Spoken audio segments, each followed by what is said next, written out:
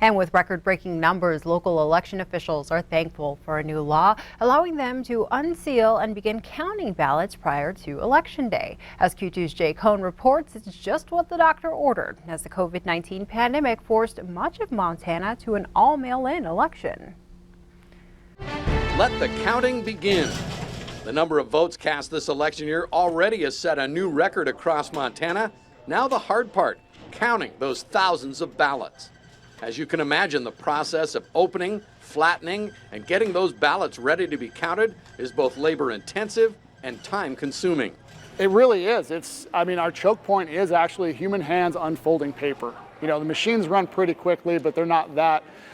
You got to wait for the paper to put through them, so it just takes a little bit of time. Election Administrator Brett Rutherford in Yellowstone County credits election officials across the state who recognized the huge surge in people choosing to vote absentee in many of the past elections. They got the legislature to pass a new law and took action to lessen the load on Election Day and night. Senator Roger Webb carried Senate Bill 162 for us, and basically we were allowed to open the secrecies last Thursday and Friday and get them flattened out and ready to count, and we actually started counting today, the day before Election Day, which will help out immensely. We didn't write the bill thinking there'd be a pandemic, so it doesn't solve all of our problems, but it sure does help.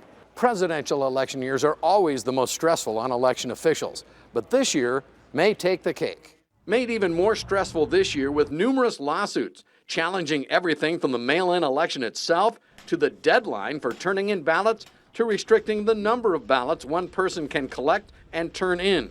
All those suits making their way through the court system as Election Day drew near. I don't expect the lawsuits to stop. I bet they keep going after Election Day. So we just got to roll with it. If we get new directives, we do what we got to do.